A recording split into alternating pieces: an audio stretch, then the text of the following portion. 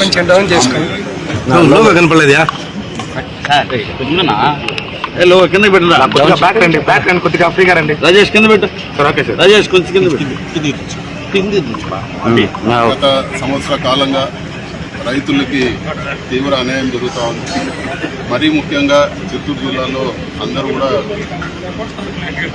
మామిడికాయల పైన రైతులందరూ కూడా మామిడికాయల పైన ఆధారపడి బతికే పరిస్థితి ఉంది. అదేవిధంగా పాలు పైన కూడా ఈ ప్రభుత్వం వచ్చినాక ఈరోజు రాష్ట్ర వ్యాప్తంగా చూస్తున్నాం. మిర్చి రైతులు కానీ అట్లా ప్రాన్స్ పెంచే రైతులు కానీ ఈరోజు మామిడికాయల రైతులు కానీ ఎప్పుడు కూడా గత 20 సంవత్సరాల్లో కూడా లేని రేట్లు ఈరోజు 3.5 రూపాయలు 4 రూపాయలు ఒక కిలో మామిడికాయలు ఈరోజు ఫ్యాక్టరీలు తీసుకుంటున్నాయంటే ఇంత దారుణంగా పరిస్థితి ఎప్పుడు కూడా లేదు. ప్రభుత్వం స్పందించి వీళ్ళందరూ కూడా న్యాయం చేయాలని చెప్పి కూడా మేము కోరుతా ఉన్నాం. అదేవిధంగా ఈ రైతులు ఎన్ని ఫ్రీలు ఇచ్చినా కూడా రైతులు వాళ్ళ జీవనోపాధి దెబ్బతిందంటే మనం పూర్తిగా అందరూ కూడా ప్రజలందరూ కూడా నష్టపోయే పరిస్థితి.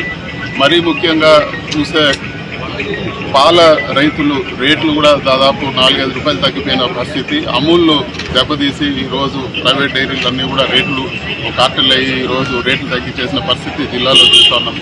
ఇవన్నీ కూడా ప్రజలకు ఇబ్బందులు జరిగే పరిస్థితులు.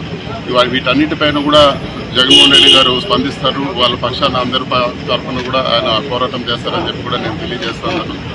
ఈరోజు జగన్మోహన్ రెడ్డి గారు ఎక్కడ పర్యటన చేసినా కూడా జీర్ణించుకునే పరిస్థితి కూడా లేదు. ఆయన ఏం అడుగుతా ఉన్నారు, మీరు ఇచ్చిన హామీలు నెరవేర్చమని చెప్పి ఆయన అడుగుతా ఉన్నారు.